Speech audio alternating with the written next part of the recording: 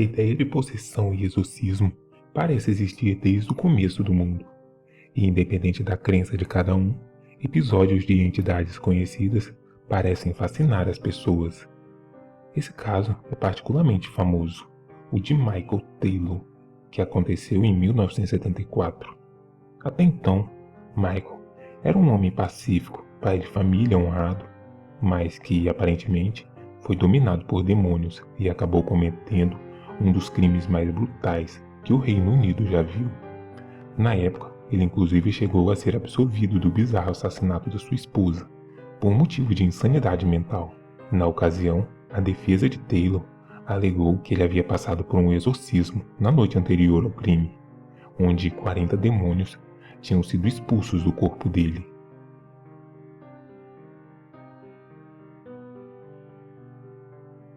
Ossete é uma cidade pacata localizada perto de Yorkshire, na Inglaterra. Com 17 mil habitantes, a cidade não parecia ser um lugar onde crimes violentos ou exorcismos e demônios pudessem pairar. Mas, ainda assim, a tranquila cidade de Ossete foi palco de um dos crimes mais bizarros envolvendo possessões demoníacas. A família Taylor, composta por Michael, sua esposa Christine e seus 5 filhos, se mudaram para Ossete em 1974. Os Taylor eram considerados uma família comum, alegre e amigável.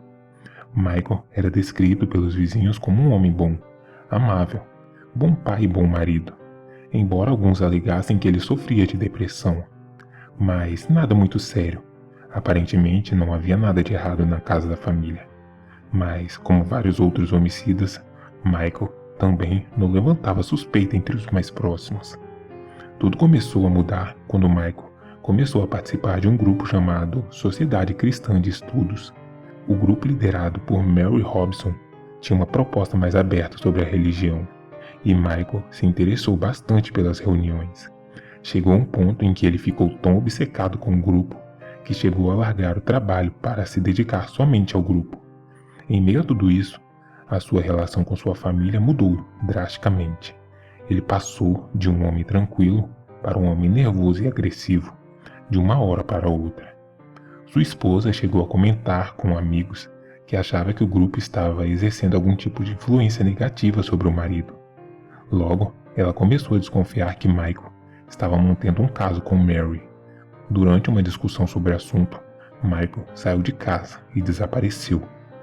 Ele ficou desaparecido por um mês. Quando ele retornou à cidade, Michael foi direto para a sede do grupo, afirmando que havia sentido uma presença demoníaca, tentando se apoderar de seu corpo e o forçar a fazer coisas horríveis. Mel então aceitou ajudá-lo a se livrar desse mal, através de um de seus rituais de exorcismo. Durante o ritual, o homem ficou furioso e precisou ser contido para não agredir as pessoas que estavam ali. Mais tarde, Michael disse que não se lembrava do que tinha acontecido. Depois disso, ele voltou para sua família, junto a sua esposa e filhos. Ele passou por uma série de exames e, aparentemente, estava tudo bem. 3 semanas depois, ele começou a dar indícios de que algo estava errado. O homem acordava no meio da noite, gritando, comia carne crua, quebrava móveis da casa, falava em idiomas estranhos e ria desesperadamente. O padre da cidade foi até a casa de Michael para ver o seu estado, e dado o estado de Michael, ele solicitou ao bispo que fosse realizado um exorcismo quanto antes. 2 padres foram chamados para conduzir o exorcismo, que teve início à meia-noite, do dia 5 de outubro de 1974. Um dos padres afirmou que mais de 40 demônios estavam no corpo de Michael, fazendo ele fazer todas aquelas atrocidades.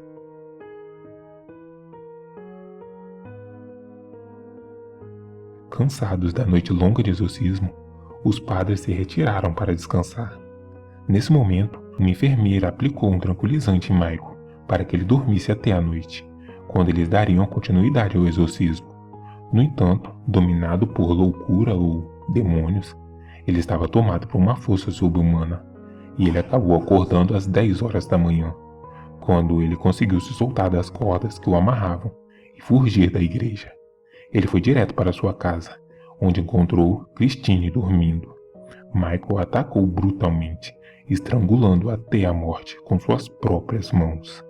Se não bastasse, ele ainda perfurou seus olhos com pontas de lápis, arrancou sua língua e mordeu brutalmente todo o seu rosto. Depois disso, ele ainda matou o cachorro da família, arrancando membro por membro do animal. Em seguida, ele saiu da casa, completamente pelado e coberto de sangue, gritando pelas ruas: "Esse é o sangue de Satã."